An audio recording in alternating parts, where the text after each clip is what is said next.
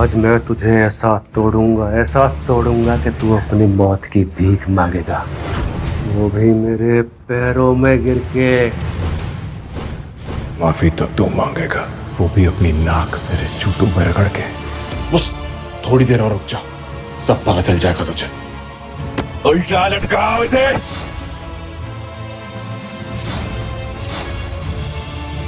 पता है महाकाल को विनाशक क्यों कहते हैं? जब अधर्म अपनी सीमा पार कर लेता है तब महाकाल का तांडव सब कुछ नष्ट करके एक नई शुरुआत करता है। और अब दुनिया देखेगी शिवाय का तांडव।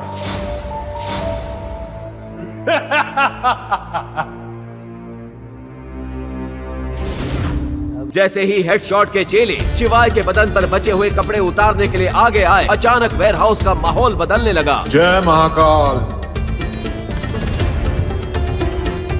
बॉस, ये सांप कहां से आ गया?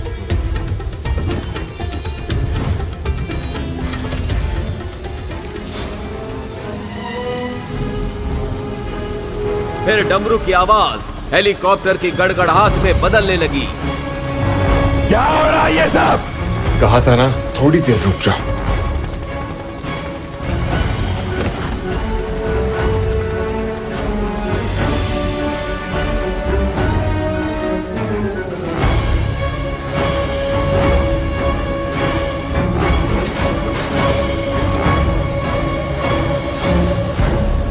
ब्लैक कैट कमांडोज के लीडर कैप्टन सरताज ने जैसे ही शिवाय को लहूलुहान हालत में बंधा देखा, उसकी आंखों में आग सी भर आई। तुमने क्या किया हरामजादे? जानता नहीं है तो कौन है। लेकिन हेडशॉट की अकड़ ज्यादा देर ना टिक सकी और इसके बाद सरताज ने हेडशॉट के सामने जो कहा, उसे सुनकर हेडशॉट के होश उड़ गए।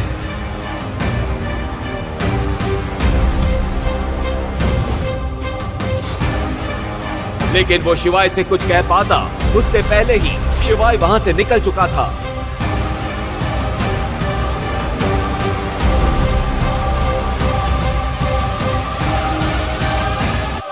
ओ फटीचर, घर का काम ना करना पड़े इसीलिए कल रात से गायब हो ना? ध्यान से सुनो, रोटी ना मुफ्त में नहीं मिलती। अगर इस घर में रहना है तो तुम्हें वो सब करना पड़ेगा जो मैं तुम्हें कहूंगी। और खबरदार अगर बिना पता इस घर के बाहर कदम भी रखा तो टांगे तोड़ दूंगी, समझ गए? Mom calm down mom. आप भी ना, कोई घर पर वापस नहीं आया और आपस शुरू हो गई। इंसान को पानी तो पूछ लेना चाहिए ना। शिवाय बेबी, कहाँ थे तुम? तुम्हें पता है मैंने कल रात से तुम्हें कितना मिस किया। कहाँ थे तुम? क्या हो नंदिनी, कुछ काम था? शिवाय, मैं बीवी हूँ तुम्हारी, सिर्फ काम के लिए थोड़ी ना तुम्हें याद करूंगी, ऐसे भी तो याद कर सकती हूँ ना। शिवाय को आज नंदिनी का बर्ताव कुछ समझ में नहीं आ रहा था। जिस लड़की ने शादी के 3 साल बीत जाने के बाद भी कभी उसे अपने कमरे तक नहीं आने दिया, वो लड़की आज शिवाय के कंधे पर सर रखकर उसका हाल चाल पूछ रही थी। शिवाय, तुम्हें याद है कल हमारी एनिवर्सरी है? ऑफ कोर्स याद है नंदिनी। इस दिन को मैं कैसे भूल सकता हूँ, इसका तो पूरे साल भर मैं वेट करता हूँ। और मैंने कल तुम्हारे लिए एक सरप्राइज भी प्लान किया। You're so sweet, शिवाय। अच्छा, मैं हमारी एनिवर्सरी पर तुमसे कोई गिफ्ट मांगूंगी तो दोगे मुझे? गिफ्ट क्या नंदिनी, तुम मुझसे मेरी जान भी मांगोगी ना तो मैं वो भी दे दूंगा। ओए मजनू की औलाद, जान वान देने की कोई जरूरत नहीं है। मेरी बेटी को जो गिफ्ट चाहिए ना, बस वही दे दो। मॉम, आप हमारे बीच में क्यों बोल रही हैं? एक मिनट बेबी। इतना बोलकर नंदिनी ने वो कागज शिवाय के सामने रख दिए और उन पर साइन करने को कहा। You have to sign this. ये किस चीज के पेपर्स है नंदिनी? बेबी, कल हमारी एनिवर्सरी है ना, तो बस उसके लिए मैंने कुछ सरप्राइज प्लान किया है। उसी की कुछ फॉर्मेलिटी के पेपर्स हैं। लेकिन नंदिनी, ऐसे कौन सा होटल वाला पेपर साइन करवाता है? तुम्हें मुझ पर भरोसा नहीं है ना? ठीक है, कोई बात नहीं, तो पढ़ लो। नहीं, मेरा वो मतलब नहीं था नंदिनी। मुझे तो तुम पर पूरा भरोसा है। आई एम श्योर तुमने पेपर्स पढ़े लिए होंगे। मैं तो बस वैसे ही पूछ रहा था। तो साइन। हाँ।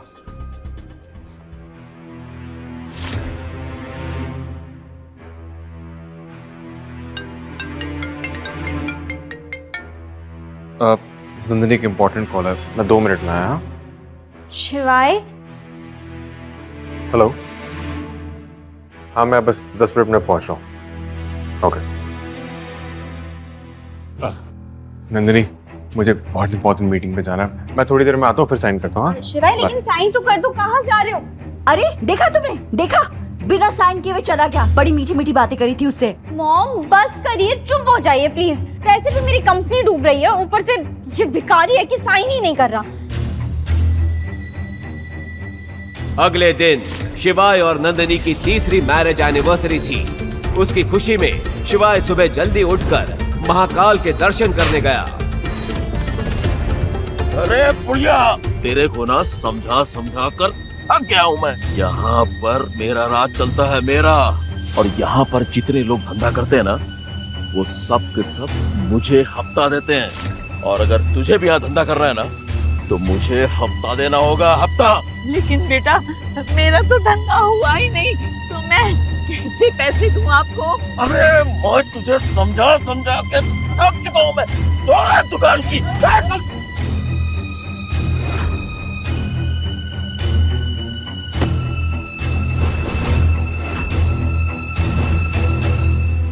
महाकाल की नगरी में सिर्फ एक ही राजा का राज चलता है, खुद महाकाल का।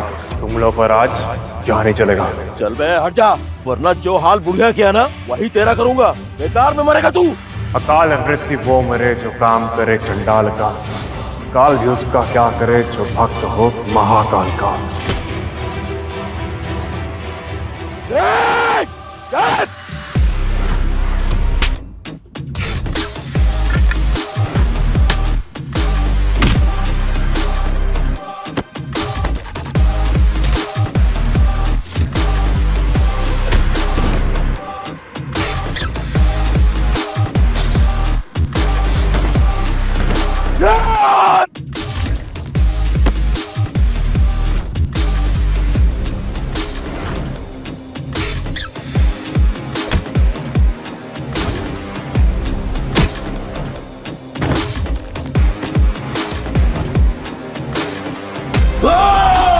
अगर आज के बाद अम्मा को परेशान किया ना, तो महादेव की कसम।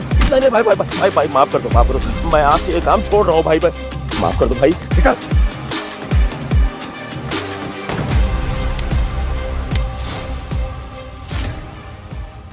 शिवाय बेटा, अच्छा हुआ तू आज आ गया। चिंता क्यों करती हो अम्मा, महादेव है ना तुम्हारी रक्षा के लिए। अम्मा इन लाल गुलाबों का एक खूबसूरत सा गुलदस्ता बना दो मेरे लिए। आज कोई खास दिन है?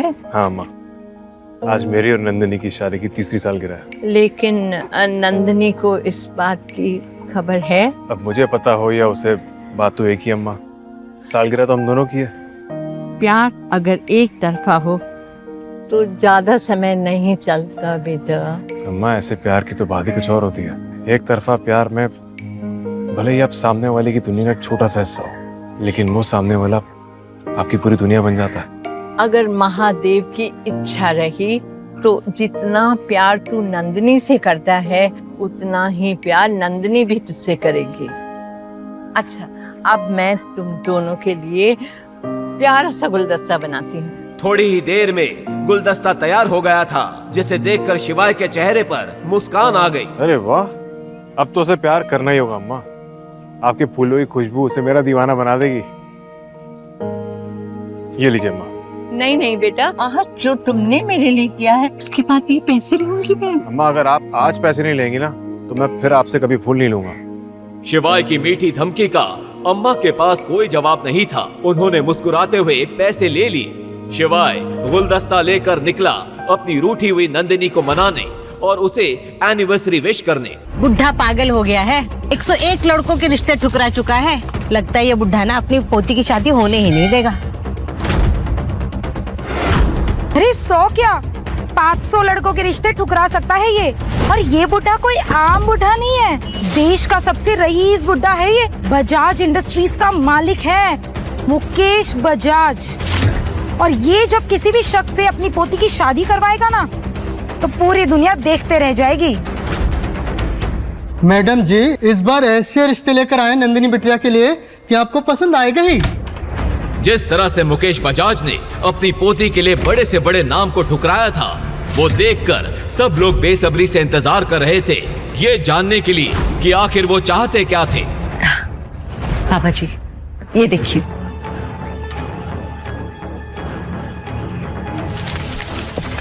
ये ऐसे लड़के ढूंढ के लाए हो मेरी पोती के लिए। Get out! पापा जी, क्या आप मेरी बेटी को जिंदगी भर कवारी रखना चाहते हैं? इतने सारे रिश्ते आ रहे हैं, आप सबको मना क्यों कर रहे हैं? What's the problem? इनमें से कोई भी हमारी नंदिनी के लायक नहीं था।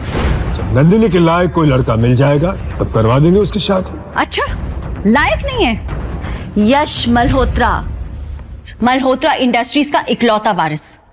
उसके पहले जो लड़का आया था वो अगले ही महीने क्रिकेट टीम का कैप्टन बनने वाला है, और उसके पहले जो आया था वो लड़का हमारे प्रधानमंत्री का भतीजा था। हाय दादाजी। हाँ बेटे। डन। तो क्या हुआ? नंदिनी मुकेश बजाज की इकलौती पोती है। उसके लिए मैं ऐसा लड़का ढूंढूंगा जिसे देखकर दुनिया देखती रह जाएगी। पता नहीं कौन से राज्य का राजकुमार ढूंढ रहे हैं आप मेरी बेटी के लिए। तुझ में अक्ल है या नहीं है? नहीं मालिक। 1000 रुपए का जूता खराब कर दिया। सफेद जूते पे कोई काला पॉलिश करता है? माफ कर दीजिए मालिक, गलती तो इंसान से होती है ना। गलती कर रहा है, ऊपर से जबान भी लड़ा रहा है। रहने दीजिए मालिक, बच्चा है बेचारा, गलती हो गई, माफ कर दीजिए। अब तू मुझे सिखाएगा किससे किस तरह बात करनी है? औकात में रह के बात कर मुझसे। तू भी इस दुकान में जूते पॉलिश का ही काम कर रहा है, और तुझे इस पर बहुत दया आ रही है ना? ये ले, अब ये जूता तू साफ करेगा। चल साफ कर। और तू मेरा मुंह क्या देख रहा है? अंदर जा।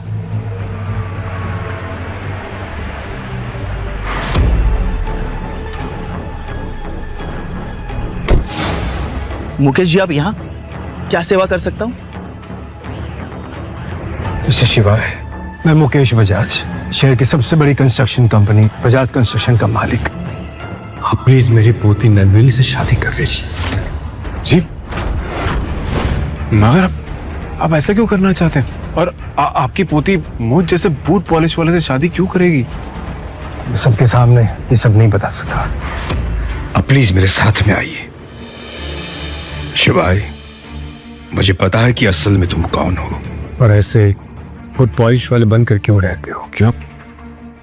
लेकिन आपको ये सब, बाकी का सब कुछ इसमें लिखा हुआ है।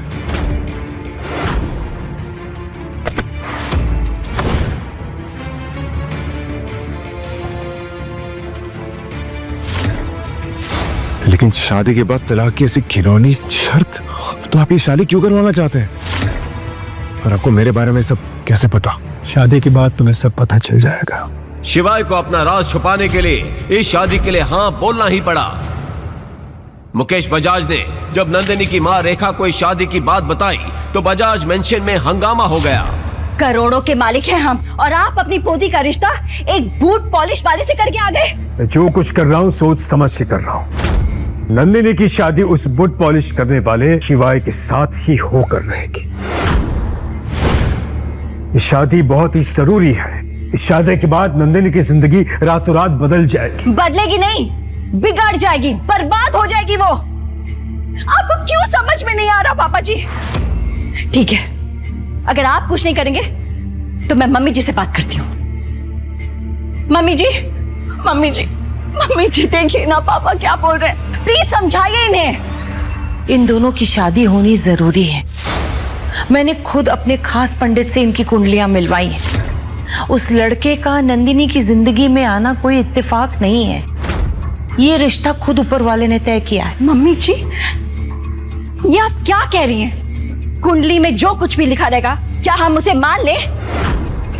ठीक है, अगर आप भी मेरा साथ नहीं देंगी तो कोई बात नहीं, मैं अकेले ही अपनी बेटी को इस शादी से बचा के रहूंगी। मैं अपनी नस काट लूंगी अगर किसी ने भी मुझे उस शिवाय से शादी करने के लिए कहा तो।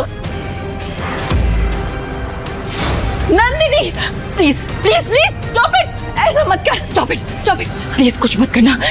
ये चाकू हटाओ। नहीं माँ, मेरी जिंदगी बर्बाद हो जाएगी। आपने देखा है उस शिवाय को, गरीब, अनपढ़, फटे पुराने कपड़े पहनता है, वो ना जाने किस बस्ती में ले जाएगा मुझे। सब जानने के बाद भी आप लोग चाहते हो कि मैं उससे शादी करूं? नहीं नहीं नंदिनी, तुम्हें कहीं नहीं जाना पड़ेगा।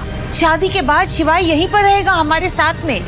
तुम्हें अपने ऐशो आराम छोड़ने की कोई जरूरत नहीं है। नहीं, मैं फिर भी उससे शादी नहीं करूंगी। और अगर दादाजी ने मेरे साथ जबरदस्ती की तो मैं अपनी जान ले लूंगी। स्टॉप इट, एक मिनट, मैं समझाती हूँ। पापा जी, क्यों कर रहे हैं आप ये सब? क्यों अपनी पोती की जान लेना चाहते हैं आप? अगर आज के आज आपने ये रिश्ते को नहीं तोड़ा तो मैं आप पे केस कर दूंगी। चलो ठीक है, तो फिर एक केस मैं भी कर दूं तुम पे। नंदिनी की पापा की मौत से पहले क्या सच सामने आया था, याद है ना? अगर चाहती हो कि वो सच दोबारा सामने ना आए तो इस रिश्ते के लिए खुद भी मान जाओ, अपनी बेटी को भी शादी के लिए मनवा लो। मुकेश बजाज की इस एक चेतावनी ने रेखा का मुंह ऐसा बंद किया कि वो नंदिनी को अपने साथ लिए वहां से चली गई। ये सब क्या चल रहा है? वक्त आने पर रेखा को सब कुछ बता दूंगा, पहले शादी तो हो जाए। अब इस शादी को कोई नहीं रोक सकता था। शादी का सच बिना जाने रेखा और नंदिनी को हाँ करनी ही पड़ी। शादी का दिन नजदीक आ रहा था, पर अब तक नंदिनी शिवाय से एक भी बार नहीं मिली थी। ये बात शिवाय को अंदर से खाए जा रही थी। कल हमारी शादी है, लेकिन हमारे बीच अब तक ठीक से बात तक नहीं हुई है। ना वो मेरे फोन का जवाब देती है, ना मेरे मैसेजेस का रिप्लाई करती है। ऐसे लगता है जैसे नंदिनी मुझे अपनाना ही नहीं चाहती है। एक बार शादी हो जाने दो, नंदिनी तुम्हें अपना लेगी। आप कहना क्या चाहते हैं? आपने तो कहा था कि नंदिनी ये शादी अपनी मर्जी से कर रही है, लेकिन आपकी बातें सुनने के बाद लग रहा है कि आप उसके साथ जबरदस्ती कर रहे हैं। जबरदस्ती कर रहा हूं तो क्या? ये मेरे और मेरी पोते के बीच का मामला है, तुम बीच में मत पड़ो। मुकेश जी, आप शायद भूल रहे हैं कि मुझे अपनाना आपके परिवार की मजबूरी होगी, लेकिन मैं मजबूर नहीं हूं। अच्छा, इतना एटीट्यूड? ठीक है, तोड़ दो शादी, लेकिन फिर मैं भी लोगों को बता दूंगा कि तुम बुट पॉलिश करने वाले नहीं हो, पर असल में तुम कोई और ही हो। मुकेश बजाज ने ऐसा जाल बुना था कि कोई भी उससे बच नहीं पाया था। और अगले दिन ना चाहते हुए भी बजाज परिवार की इकलौती बेटी की शादी बूट पॉलिश करने वाले शिवाय से हो ही गई।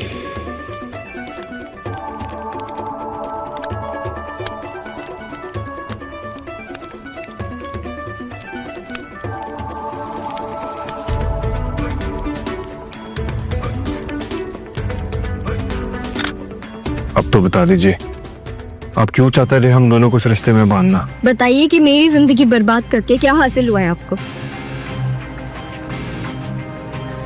बेटा, ये शादी मैंने इसलिए करवाई क्योंकि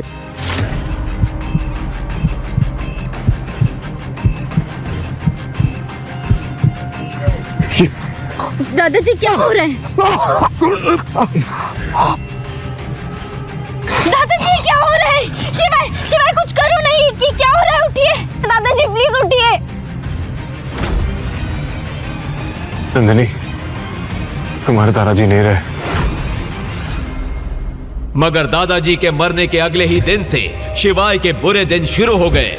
नंदिनी और उसकी माँ आए दिन उसकी बेइज्जती करते। कभी शिवाय से बर्तन धुलवाए जाते, कभी घर का पोछा लगवाया जाता।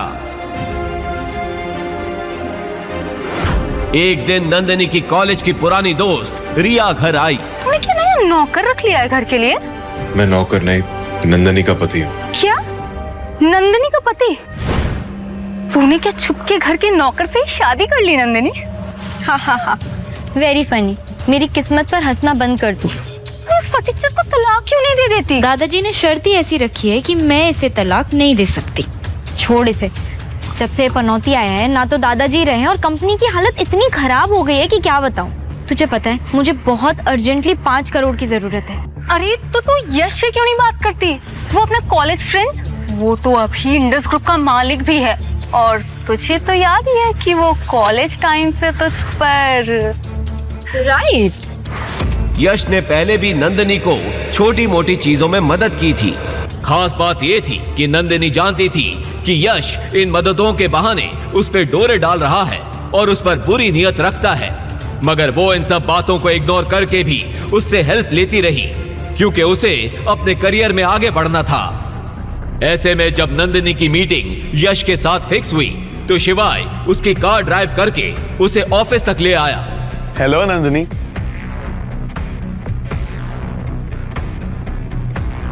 इतनी देर कैसे लग गई तुम्हें? सब ठीक तो है? All okay? यहाँ all okay. I am so sorry, मैं ट्रैफिक में फंस गई थी। कोई बात नहीं, इट्स ओके। कम। वैसे ये कौन है? तुम्हारा ड्राइवर? मैं नंदिनी का पति शिवाय। हो पति, हस्बैंड। हाय।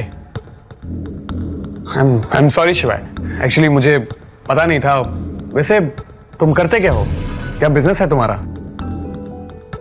वो दरअसल मेरे पास काम नहीं है। मैं दरअसल ज़रा पढ़ा लिखा नहीं हूँ तो। ये गरीब फटीचर को नंदिनी जैसी लड़की मिल गई, वाह। खैर मेरे लिए तो अच्छा ही है। अब इसे जाल में फंसाने के लिए बस थोड़े से पैसे फेंकने की जरूरत है। अरे कोई बात नहीं, मैं नंदिनी के लिए इतना तो कर ही सकता हूँ। वैसे हमारी कंपनी में एक जगह खाली है, बताओ करोगे काम? डोंट वरी, तुम नंदिनी के हस्बैंड हो, मैं तुम्हें अच्छा काम ही दूंगा। Oh shit, I am so sorry Nandini, मेरी एक अर्जेंट मीटिंग है, मुझे जाना होगा। मैं तुमसे कल मिलता हूँ। बाय।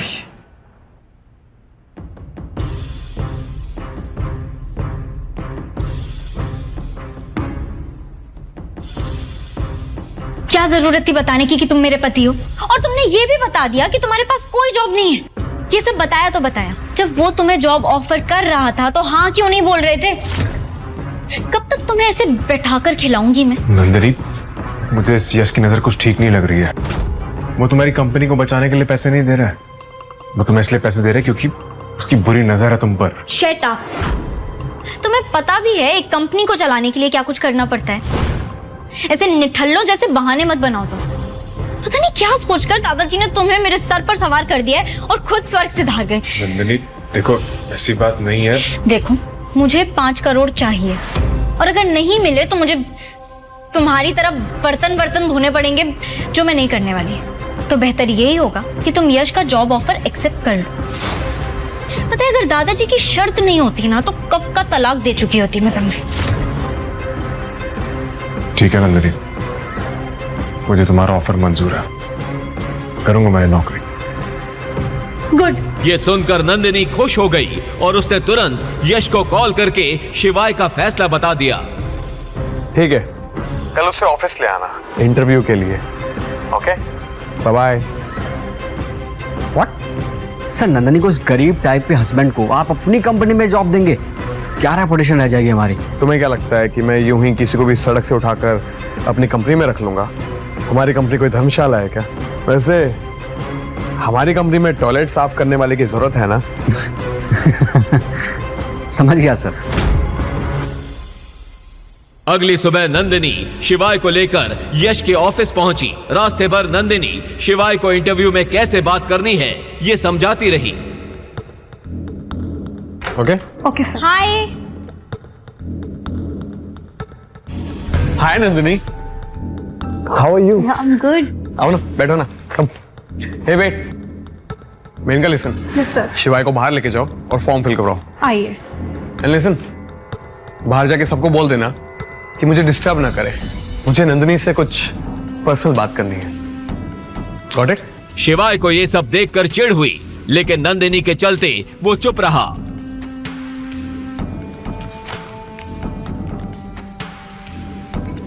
ये लो, इसमें अपनी डिटेल्स भर के साइन कर दो। मैम, इसमें साइन कहाँ करना है? अरे अनपढ़ हो क्या? दिखता नहीं है? यहाँ पे साइन करना है।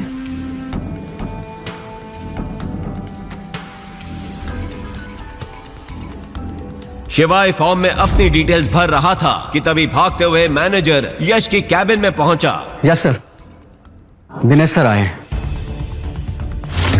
यश के चाचा जी दिनेश एक एक्स आर्मी मैन थे और अब उज्जैन के सबसे बड़े बिजनेसमैन में से एक थे।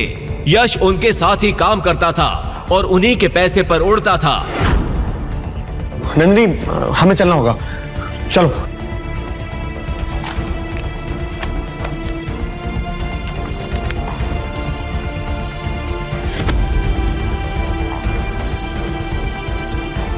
तमीज, अंधा है क्या? Sir I am so sorry, मैं बस यहाँ एड्रेस पूछने आया था, मैं निकलता हूँ, सॉरी सर। दिनेश शिवाय को पहचान ना ले इसलिए वो जल्दी वहां से निकल गया। तभी दिनेश जी की नजर वहां रखे पेन पर पड़ी। पेन पे बने उस एस को देख के उनके पैरों तले जमीन खिसक गई। ये पेन, ये इस आदमी का पेन है?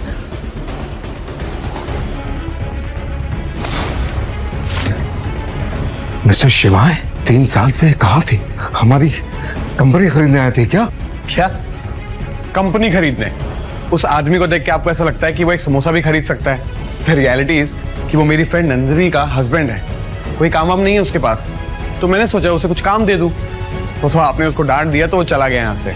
तुम्हारा दिमाग खराब हो गया यश? इस पेन को देख रहे हो? इस निशान को देख रहे हो? ये निशान उन्हीं लोगों का होता है जिनके पास। कुछ कहते कहते दिनेश जी रुक गए, मगर ये सब सुनकर अब यश की भी हालत खराब हो गई। उसने अपने चाचा के चेहरे पर ऐसा डर पहली बार देखा था। सर आप किसकी बात कर रहे हैं? आप शिवाय को क्या समझ रहे हैं? मैडम, क्या आप सचमुच नहीं जानते कि आपके हस्बैंड कौन है? मैं समझ नहीं पा रहा हूँ कि मैं आपको ये बात बताऊं भी या नहीं। इसका मतलब शिवाय सर उज्जैन में है, कुछ बड़ा होने जा रहा है। मुझे अपनी टीम को अलर्ट करना पड़ेगा। मैडम, ये लीजिए शिवाय सर का पेन। दिनेश जी की बातें सुनकर नंदिनी की हालत खराब हो गई। आखिर मतलब क्या है इन सब बातों का? कौन है ये शिवाय? दिनेश अंकल तो एक्स आर्मी में हैं, वो उससे क्यों डर रहे हैं? नंदिनी घबराई हुई वहां से घर पहुंची और गुस्से से बोली, शिवाय कौन हो तुम? मैं तुम्हारा पति शिवाय महेश्वरी। बकवास बंद करो। ये पेन और इस पर बना ये निशान, क्या मतलब है इसका? तुम्हारे वहां से जाने के बाद इस पेन और इस निशान को देखकर दिनेश जी पसीना पसीना हो गए। हो कौन तुम, बताओ मुझे। ये पेन तो मुझे वो बंदर छाप धंत मंजन के साथ फ्री में मिला था। ये तो मैंने यूज भी आज पहली बार किया है। ऐसा भी तो हो सकता है कि दिनेश जी ने इस पेन पर बने निशान को कुछ और समझ लिया हो। वरना तुम ही बताओ नंदिनी, अगर ये पेन इतना जरूरी होता तो क्या मैं उसे वहां छोड़कर आता? तभी नंदिनी को किसी का फोन आ गया और वो वहां से चली गई। अगली शाम नंदिनी की कॉलेज रीयूनियन पार्टी थी। Hi hi Nandini, you are looking so pretty. पर ऐसी भी क्या जल्दी थी कि तू ज्वेलरी पहनना भूल गई? ओप्स, सो सॉरी, मैं तो भूल ही गई थी। तेरा पति तुझे चप्पल तक दिला नहीं सकता तो नेकलेस तो दूर की बात है। खैर देखो, मेरे पति ने कल रात ही मुझे 3 करोड़ की नेकलेस गिफ्ट की है। सही लग रही है ना? पिछले कुछ दिनों से उसकी कंपनी बड़े लॉस में चल रही थी और वो किसी इन्वेस्टर की तलाश में थी। इस पार्टी में उसका अमीर क्लासमेट देव भी आया था, जो कॉलेज के दिनों में उस पर लाइन मारता था। उसने सोचा क्यों ना वो देव से ही कंपनी में इन्वेस्टमेंट करा लेगी। हाय देव। तभी उसका पति शिवाय बुके लेकर वहां आ गया। अंदर क्लब की भीड़ में शिवाय की आंखें नंदिनी को ढूंढ रही थी। जब उसने नंदिनी को एक कोने में वाइन पीते देखा, वो तुरंत दौड़कर उसके पास गया। नंदिनी उसे देखते ही नाराज हो गई। तुम यहाँ क्या कर रहे हो और ये क्या गंदे से कपड़े पहनकर आए हो? चप्पल पहनकर आ गए हो तुम? होटल वालों ने अंदर आने कैसे दिया है तुम्हें? नंदिनी, तुम अपना ये फोन भूला थी घर पर, मैं ये लौटाने आऊं तुम्हें। और ये बुके क्या है सब कुछ? तुम शायद भूल रही हो कि आज हमारी शादी की 3री सालगिरह है, इसलिए आज मैं तुम्हें अपने बारे में कुछ बताने आया हूं।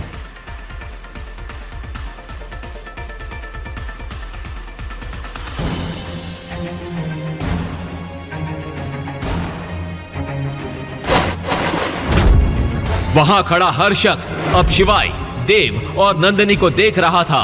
Let's dance. नंदिनी, बस एक बार मेरी बात सुन लो, मैं तुम्हें सारा सच बता दूंगा। ये फूल देख रहे हो? तुम्हारी औकात इन फूलों की तरह है मेरी जिंदगी में। निकल जाओ यहाँ से, दफा हो जाओ। नंदिनी चलो मेरे साथ। अरे क्या बवाल कर रखा है यार। नंदिनी बेबी रिलैक्स, तुम्हारा पति नकार है, मैं नहीं। बोलो कितना पैसा चाहिए, 1 करोड़, 2 करोड़ या 10 करोड़? देव, तुम मेरी मदद करोगे? ऑफ कोर्स करूंगा, आफ्टर ऑल तुम मेरी दोस्त जो हो। लेकिन मेरी एक शर्त है, 2 करोड़ के लिए तुम्हें पूरी शाम मेरी गोद में बैठना होगा। 10 करोड़ के लिए तुम्हें अपनी 1 रात मेरे नाम करनी होगी। बोलो मंजूर है?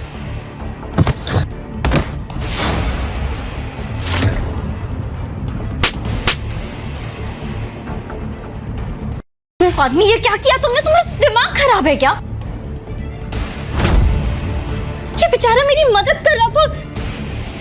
अभी क्या, भी माफी मांगो, माफी मांगो। माफी? मेरी चप्पल भी उससे माफी नहीं मांगी। नंदिनी तुम चलो मेरे साथ। यहाँ कौन है शिवाय महेश्वरी?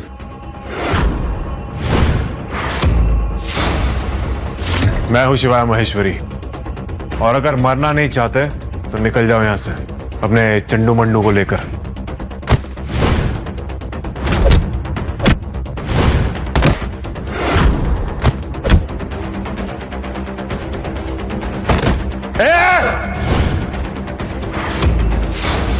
बंद करो ये बच्चों का खेल। एक नहीं, एक साथ सबके सब। महाकाल की सौगंध, तुम में से आज कोई भी अपने पैरों पर वापस नहीं जाएगा। आओ।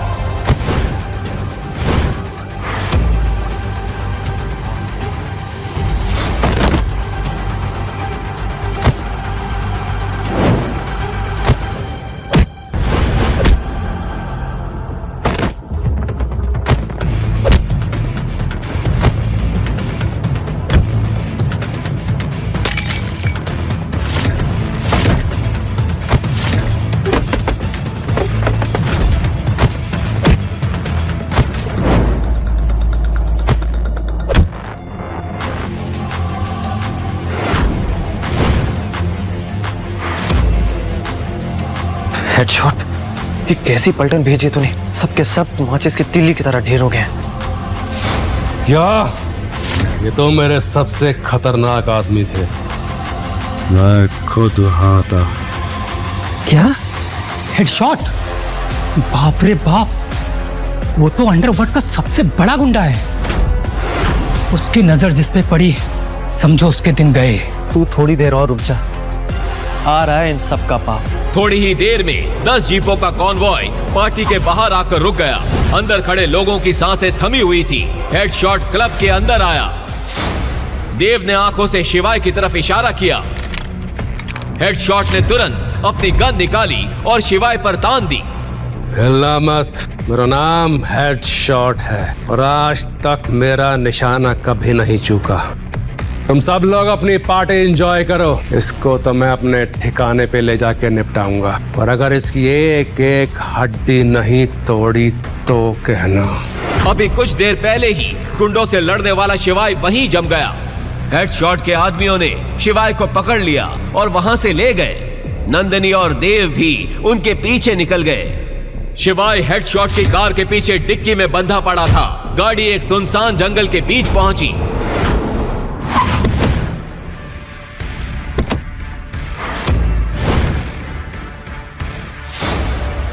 जैसे ही उन्होंने डिक्की खोली, सबके चेहरे का रंग उड़ गया। शिवाय वहां से गायब था।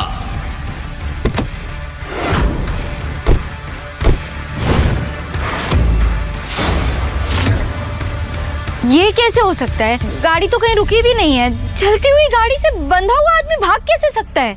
तभी हेडशॉट की नजर वहां पड़े एक पेन पर गई। उसे देखते ही उसके चेहरे का रंग सफेद पड़ गया।